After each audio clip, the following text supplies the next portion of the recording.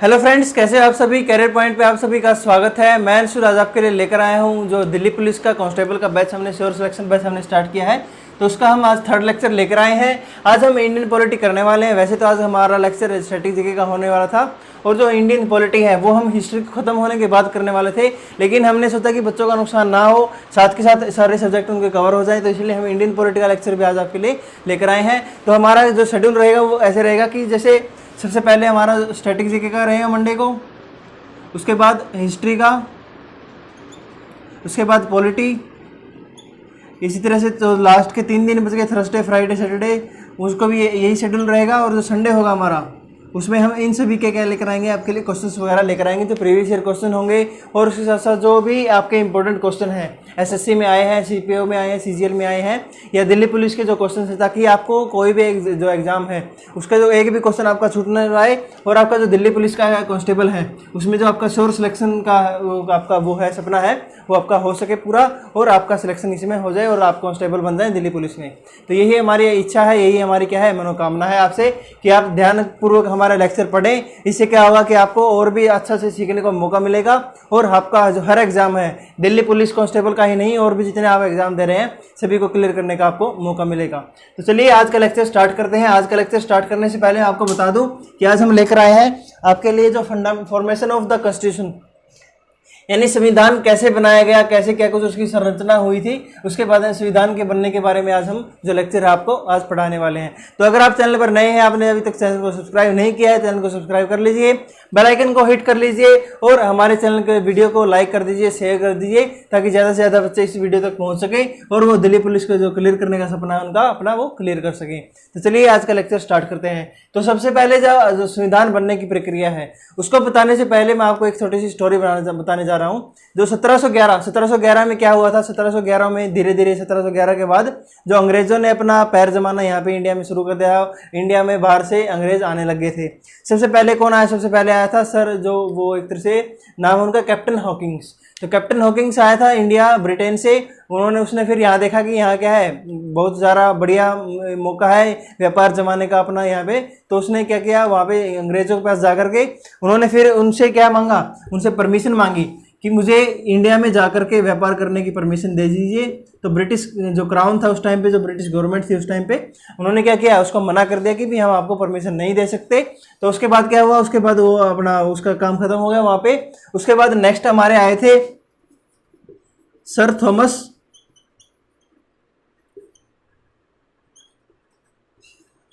तो स्पेलिंग थोड़ा देख लीजिए, सर थॉमस रे इनका नाम था। इन्होंने क्या किया, इन्होंने भी यही लगा कि भाई भारत में क्या है अपार संभावनाएं हैं व्यापार करने की, इसलिए उन्होंने जो ब्रिटिश गवर्नमेंट से वहां से परमिशन मांगी। और उन्होंने क्या है, बाई चांस इनका लकी चांस था इनका, क्या हो गया, जो परमिशन नहीं इनको मिल गई और इन्होंने क्या है भारत में व्यापार करने का परमिशन मिल गई। तो ये ईस्ट इंडिया कंपनी जो आई थी वो इनके ही अंडर आई थी। तो इनके अंडर आने के बाद ईस्ट इंडिया कंपनी ने यहाँ पे क्या है अपने पैर जमाना शुरू कर दिए। उन्होंने देखा कि जो राजा महाराजा हैं आपस में उनकी बनती नहीं है और उनकी क्या है छोटी छोटी बातों पर फूट डल जाती है उनके अंदर। तो उन्होंने इसी क्या है जो टेक्निक है, फूट डालो और राज करो। तो इन्होंने सोचा कि बिजनेस के साथ साथ हम इनके ऊपर राज भी कर सकते हैं, क्योंकि इनके अंदर क्या है आपस में फूट है, इन्हें आपस में भाईचारा वगैरह नहीं है। छोटी छोटी बातों पर या पैसों के दम पर या फिर किसी तरह से अगर इनको लालच दे दी जाए तो ये आपस में दूसरे अपने भाई को भी मार देंगे। तो इस तरह से क्या है, इन्होंने देख लिया कि यहाँ पे फूट काफी सारी फूट है, तो फूट डालो और राज करो की नीति इन्होंने अपनाई। तो इस तरह धीरे धीरे क्या हुआ, इन्होंने जैसे जो 1757 का कौन सा हुआ था, प्लासी युद्ध हुआ था,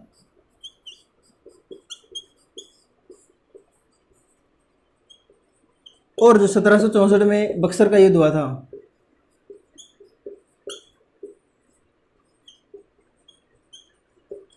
इसमें इन्होंने क्या है, इन्होंने जीत हासिल कर ली और इनके हौसले और भी बुलंद हो गए और उन्होंने क्या है हर जगह अपना राज वो है जमाना शुरू कर दिया।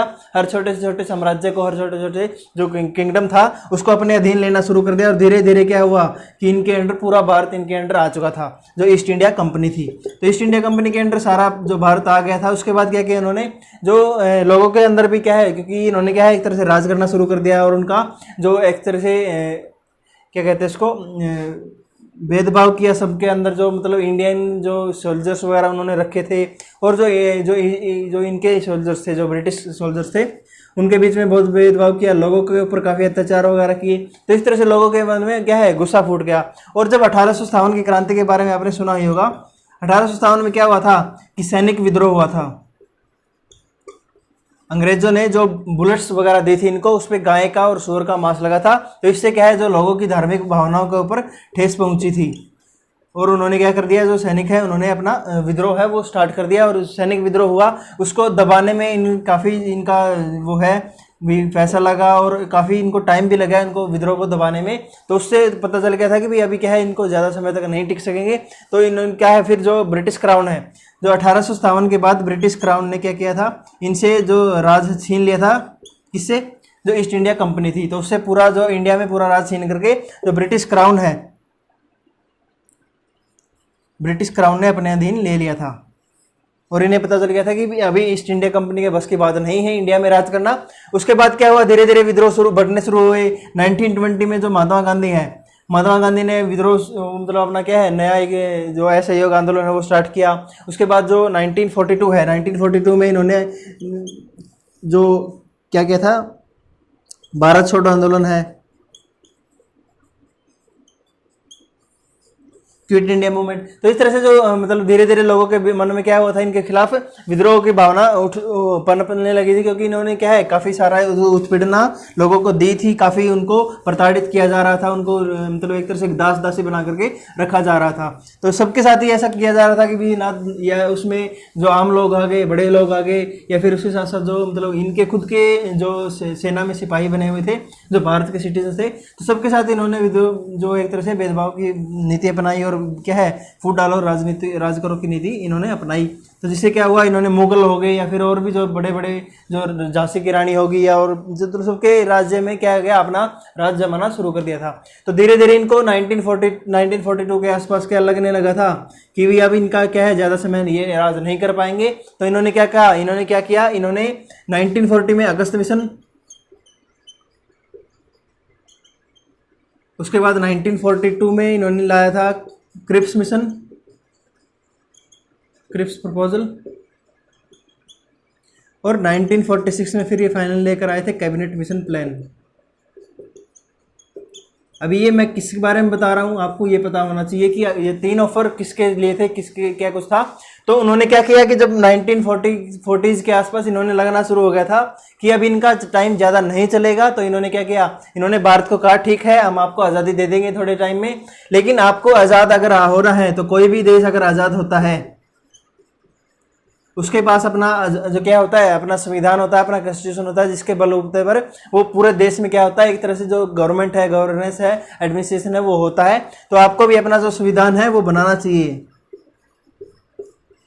तो संविधान बनाने के लिए आपको क्या बनानी पड़ेगी, एक संविधान सभा बनानी पड़ेगी।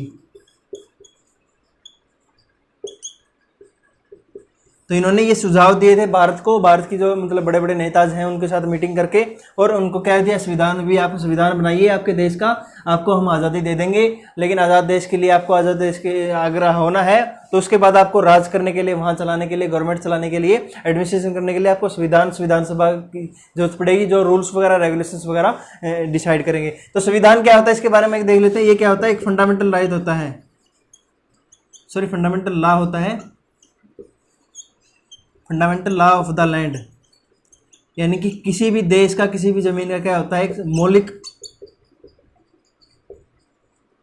कानून होता है, मूलभूत कानून होता है, जो सबसे बेसिक कानून है, उसको क्या कहते हैं, संविधान कहते हैं। और ये इसमें क्या है, इसमें रूल्स रेगुलेशंस वगैरह लिखे होते हैं, रूल्स एंड रेगुलेशंस, इंस्ट्रक्शंस होते हैं कि भाई किस तरह से जो स्टेट है, स्टेट की डेफिनेशन मैंने आपको पहले ही बताई थी। स्टेट क्या होता है, सेंट्रल गवर्नमेंट, जो स्टेट गवर्नमेंट है, जो सेंट्रल गवर्नमेंट की मतलब जो सेंट्रल लेवल पर जो लोकल अथॉरिटीज़ हैं, स्टेट लेवल पर अथॉरिटीज़ हैं, और उसके साथ साथ जो मतलब जो लोकल लेवल पर अथॉरिटीज़ हैं, सभी को मिला करके क्या कहा जाता है, एक स्टेट का डेफिनेशन कहा जाता है। इसको क्या कहा जाता है, राज्य कहा जाता है।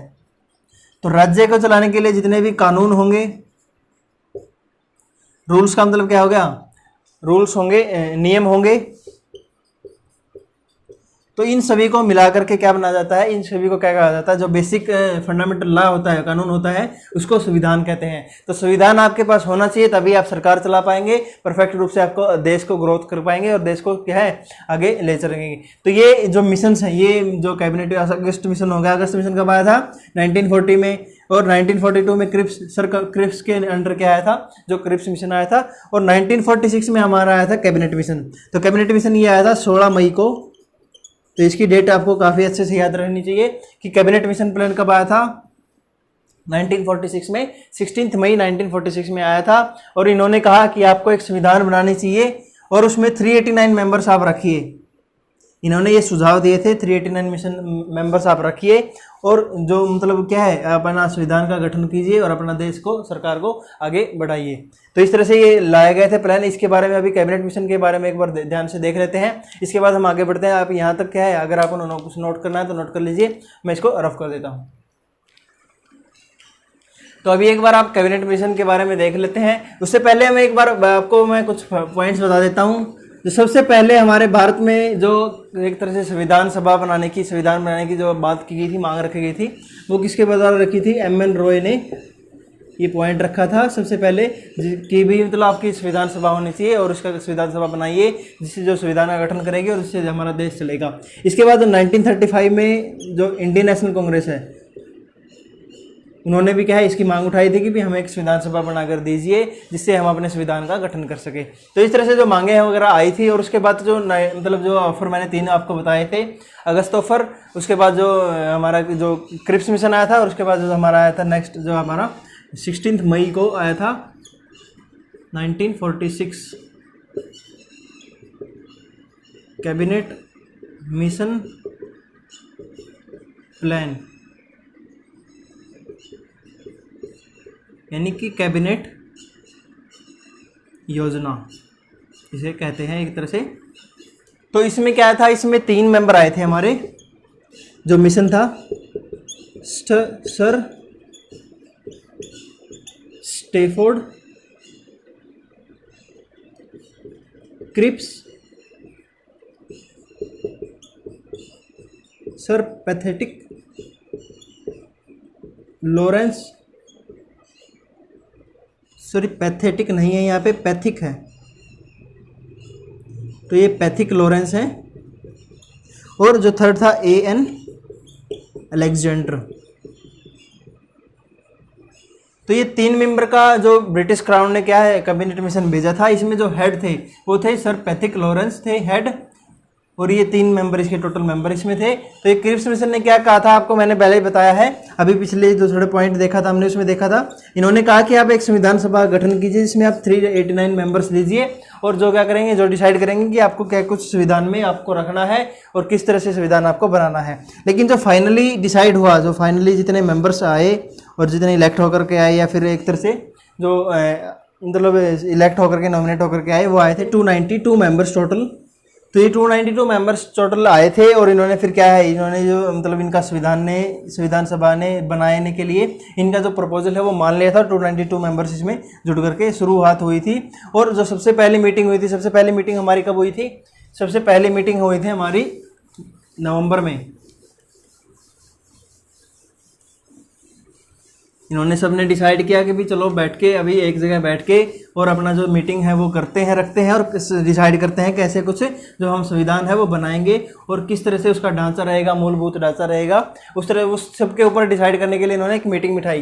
तो सबसे पहली मीटिंग थी 9 दिसंबर 1946।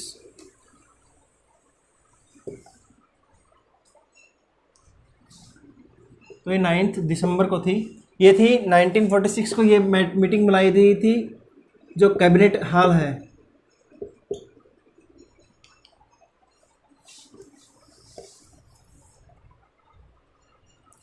तो इन सब ने डिसाइड किया कि एक तरह से बैठ के एक मीटिंग बिठाते हैं, इसमें क्या है सारा जो मूलभूत ढांचा है उसको हम देखेंगे। फिर ये डिसाइड की गई 9 दिसंबर 1946 को कि भी 1946 में 9 दिसंबर को हम बैठेंगे। और कहाँ इन्होंने बैठने का डिसाइड किया, जो सेंट्रल हॉल है, कहाँ है ये, दिल्ली में है। तो दिल्ली के जो केंद्रीय कक्ष है, केंद्रीय कक्ष इसको कहते हैं, तो यहाँ बैठने का इन्होंने फैसला किया और यहाँ बैठ के इन्होंने सबसे पहले क्या डिसाइड किया, जितने 289 मेंबर्स थे, सॉरी 292 मेंबर्स थे, तो इन सब में से सबसे सीनियर थे हमारे डॉक्टर सच्चिदानंद सिन्हा जी।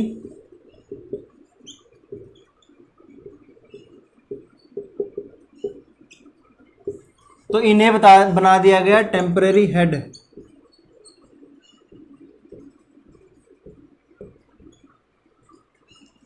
तो इसमें जो 9 दिसंबर की मीटिंग हुई थी ये काफ़ी इंपॉर्टेंट थी, क्योंकि कई बार क्वेश्चन में पूछा जा सकता है कि संविधान सभा के गठन के लिए जो सबसे पहली मीटिंग थी वो कब की गई थी, वो हुई थी 9 दिसंबर 1946 को सेंट्रल हॉल दिल्ली में हुई थी। ये काफ़ी आपके लिए इंपॉर्टेंट है। और उसमें क्या डिसाइड किया गया, उसमें 292 मेंबर्स ने पार्टिसिपेट किया था और डॉक्टर सच्चिदानंद सिन्हा जो क्या थे उस टाइम पे जो मेंबर्स थे सबके ओल्डेस्ट मेंबर थे। तो सभी में सबसे बुजुर्ग कौन थे, डॉक्टर सच्चिदानंद सिन्हा। तो ये डिसाइड किया गया उनको टेम्परेरी हेड बना दिया जाएगा। उसके बाद क्या हुआ, उसके बाद जो सेकंड मीटिंग हुई वो हुई थी 11 दिसंबर को, सॉरी 13 नहीं 11 दिसंबर को हुई थी 1946 में। इसमें क्या गया, इसमें 3 काम किए गए थे। मेन मतलब इसका मीटिंग का बिठाने का क्या था कि 3 काम किए गए इन्होंने। 3 काम कौन से किए थे। पहला, डॉक्टर राजेंद्र प्रसाद को इन्होंने क्या बनाया, परमानेंट हेड बनाया। सेकंड कौन बनाया, जो HC मुखर्जी हैं उनको डिप्टी हेड बनाया गया। और थर्ड कौन था, BN राव, इनको कॉन्स्टिट्यूशनल एडवाइजर बनाया गया। यानी कि इसका देख लेते हैं, इसको क्या बनाया, सभापति या प्रेसिडेंट कह लीजिए या हेड कह लीजिए, इसको उप सभापति बनाया गया।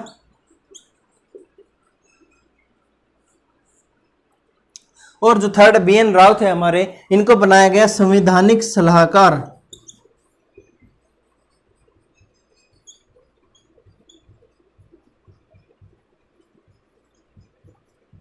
यानी कि कॉन्स्टिट्यूशनल एडवाइजर। तो ये 3 फैसले इसमें लिए गए थे। 11 दिसंबर 1946 की जो मीटिंग हुई थी हमारी, इसमें क्या फैसले लिए गए थे कि जो डॉक्टर राजेंद्र प्रसाद है उनको बनाया जाएगा प्रेसिडेंट कॉन्स्टिट्यूशन असेंबली का। और ये कौन सा प्रेसिडेंट थे, ये परमानेंट प्रेसिडेंट थे। यानी ये टेम्परेरी कौन थे, टेम्परेरी यानी कि अस्थायी हेड थे, ये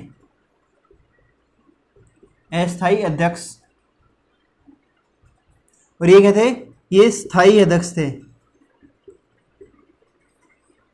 तो इस तरह से ये 3 फैसले लिए गए थे 11 दिसंबर 1946 की मीटिंग में। इसके बाद जो थर्ड मीटिंग हुई थी उसके बारे में देख लेते हैं, वो भी काफी इंपॉर्टेंट है, क्योंकि उस टाइम पे क्या किया गया था, जो ऑब्जेक्टिव रिजोल्यूशन है, जवाहरलाल नेहरू ने ऑब्जेक्टिव रिजोल्यूशन पास किए थे हमारे, जो 13 दिसंबर की मीटिंग हुई थी।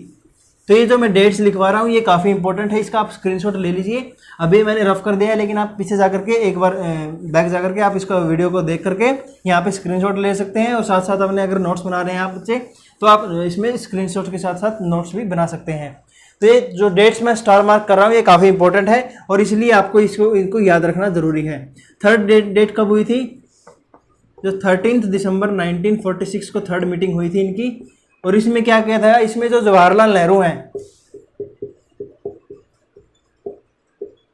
इन्होंने जो ऑब्जेक्टिव रिजोल्यूशन है,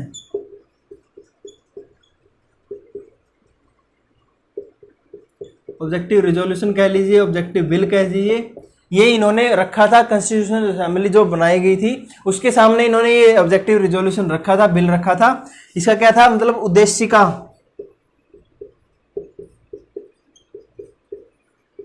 ऑब्जेक्टिव मतलब क्या होगा, उद्देश्य का भी क्या क्या उद्देश्य थे। इसमें क्या था, जो आने वाला भारत है, आने वाला भारत कैसा होगा उसके ऊपर किस किस के सबके अपने अपने विचार थे, सबके अपने अपने क्या थी, उनकी अपेक्षाएं थी, कुछ मतलब उनकी क्या थी, कुछ ड्रीम्स थे कि भी हमारा भारत कैसा होने वाला, आने वाला भारत ऐसा हो ऐसा हो।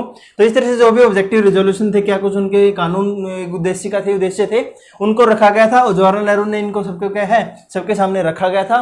और यही जो ऑब्जेक्टिव रिजोल्यूशन है ये बाद में क्या है, इनको परिवर्तित करके यानी कि कन्वर्ट करके क्या किया गया, इनका नाम रखा गया प्रेम्बल।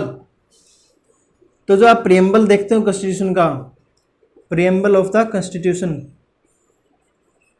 ये बाद में जो ऑब्जेक्टिव रेजोल्यूशन थे यही थे जिनको बाद में चेंज करके प्रेम्बल का नाम दे दिया गया था, प्रेम्बल ऑफ द कॉन्स्टिट्यूशन। यानी कि जो संविधान की प्रस्तावना है इसको नाम दिया गया था और प्रस्तावना इसको रखा गया था। तो ये जो क्या थे, जो पहले उद्देशिका थे उन्हीं को मतलब चेंज करके बाद में कन्वर्ट करके प्रेम्बल का नाम दे दिया गया था। तो ये थे हमारा जो 13 दिसंबर तक की मीटिंग थी, उसमें ये डिसाइड किया गया था। इसके बाद देख लेते हैं, अभी एक बार आप इतना यहाँ तक नोट कर लीजिए इसको। तो तीनों मीटिंग हमारी हो चुकी थी, जो 11 दिसंबर की, 9 दिसंबर की, 11 दिसंबर की और 13 दिसंबर की मीटिंग हो चुकी थी। ऑब्जेक्टिव रेजोल्यूशन पास कर दिया गया था, हमारे जो हेड है वो चुन लिए गए थे, संवैधानिक सलाहकार हमारे चुन लिए गए थे। तो उसके बाद क्या हुआ, उसके बाद जो है कमेटीज वगैरह बनाई गई, क्योंकि आप अगर देखते हो अगर मान लो कोई पार्टी वगैरह करनी है या फिर कोई भी अगर फंक्शन ऑर्गेनाइज करना है तो अलग अलग ड्यूटीज़ होती हैं, उनको असाइन किया जाता है कि भी आपको मतलब क्या है, आपको कैटरिंग का संभालना है, आपको मतलब क्या है जो अकाउंट से रिलेटेड वगैरह संभालनी है। तो इस तरह से जो क्या है अलग अलग कमेटीज बनाई जाती हैं। तो उसी तरह से क्या है इसमें भी संविधान सभा में अभी अलग अलग कमेटी बनाई गई। तो टोटल कमेटी कितनी बनाई गई थी हमारी, टोटल 22 इसमें कमेटियाँ समितियाँ बनाई गई थी। इनका काम क्या था, अलग अलग इनका काम था, अलग अलग। जैसे इसमें जो सबसे मेन कमेटी थी वो कौन सी थी, ड्राफ्ट कमेटी, यानी इसको और क्या कहते हैं, प्रारूप कमेटी, प्रारूप समिति। तो इसमें क्या थे, ये इसका काम था कि जो मेन हमारा संविधान है उसको ड्राफ्ट करना, उसको एक ढांचा तैयार करना। तो इसको क्या कह सकते हैं, एक तरह से जो ब्लूप्रिंट है भाई, एक जो मूलभूत ढांचा कैसा होगा, क्या कुछ उसमें डाला जाएगा संविधान में, तो वो डिसाइड करना था। वो किसका काम था, हमारा ड्राफ्ट कमेटी का काम था। इसके हेड का आपको बताया कौन थे, सभी बच्चों को तकरीबन पता होगा, जो डॉक्टर BR अम्बेडकर हैं, वो ड्राफ्ट कमेटी के हेड थे। इन्हें क्या कहा जाता है, इन्हें कहा जाता है भारत के संविधान का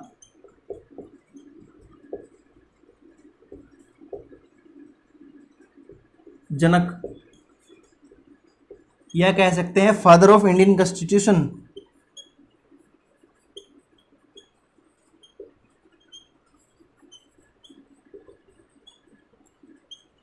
तो ये BR अम्बेडकर क्या थे, ड्राफ्टिंग कमेटी के हेड थे। और इसमें BR अम्बेडकर को मिलाकर के 7 सदस्य थे, यानी BR अम्बेडकर और 6 अन्य सदस्य को मिलाकर के टोटल 7 सदस्य थे।